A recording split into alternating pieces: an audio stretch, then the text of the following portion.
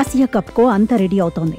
మరో 2-3 రోజుల్లో టీమిండియాను సెలెక్టర్లు ప్రకటించబోతున్నారు. జట్టులో ఎవరుంటారు, ఎవరిని తప్పిస్తారన్నది ఆసక్తికరంగా మారింది.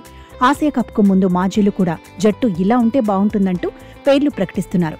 తాజాగా మాజీ క్రికెటర్ హర్భజన్ సింగ్ కూడా 15 మందితో జట్టును అనౌన్స్ చేశాడు. జట్టులోకి యశస్వి జైస్వాల్, అభిషేక్ శర్మను తీసుకున్నాడు. సంజు శాంసన్ కు మాత్రం ఛాన్స్ ఇవ్వలేదు. ఓపెనర్ గానే కాదు, వికెట్ కీపర్ గానూ తీసుకోలేదు. టాప్ ఆర్డర్లో శుభ్మన్ గిల్కు కూడా చోటిచ్చాడు.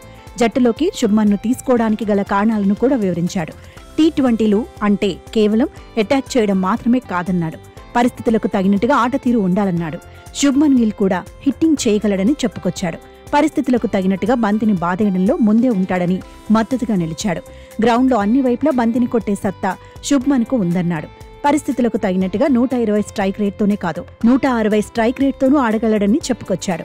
ఐపీఎల్లో శుభ్మన్ గిల్ ఆడిన తీరును మర్చిపోవద్దన్నాడు హర్భజన్ సింగ్. కేఎల్ రాహుల్ గురించి కూడా బజ్జీ మాట్లాడాడు.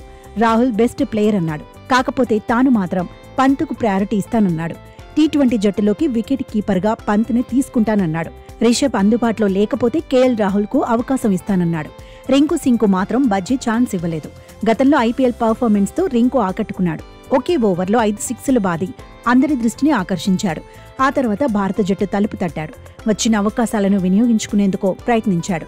అయితే ఇప్పుడు రింకు పెద్దగా ఫామ్లో లేడనే చర్చ జరుగుతోంది. ఆసియా కప్లోనూ చోటు దొరక్కపోవచ్చని ఎక్స్పర్ట్స్ అంచనా వేస్తున్నారు. అందుకే బజ్జీ కూడా రింకు వైపు చూడలేదంటున్నారు. తాను ప్రకటించిన జట్టుకు కెప్టెన్గా సూర్యకుమార్ యాదవ్ను హర్భజన్ సింగ్ ఎంపిక చేశాడు. శ్రేయస్ అయ్యర్కు కూడా అవకాశం ఇచ్చాడు. మిడిల్ ఆర్డర్లో స్లాట్ కోసం ఎంపిక చేశాడు. ఫస్ట్ చాయిస్ పేస్ ఆల్రౌండర్గా హార్దిక్ పాండ్యాను తీసుకున్నాడు హర్భజన్. వాషింగ్టన్ సుందర్, అక్షర్ పటేల్ను ప్రధాన స్పిన్ ఆల్రౌండర్గా ఎంపిక చేశాడు. రియాన్ పరాగ్కు అవకాశం ఇచ్చాడు. స్పెషలిస్ట్ స్పిన్నర్గా కుల్దీప్ యాదవ్ను తీసుకున్నాడు. వరుణ్ చక్రవర్తి పేరును మాత్రం పరిగణలోకి తీసుకోలేదు. పేస్ విభాగంలో జస్ప్రీత్ బుమ్రా, మహమ్మద్ సిరాజ్ను ఎంపిక చేశాడు. ప్రసిద్ధ్ కృష్ణ, హర్షిత్ రాణాకు అవకాశం ఇవ్వలేదు. మూడో సీమర్గా హర్షదీప్ సింగ్ను హర్భజన్ సింగ్ ఎంపిక చేశాడు. సెలెక్టర్లు ప్రకటించే టీంలో ఎవరెవరుంటారనేది మాత్రం ఆసక్తికరంగా మారింది.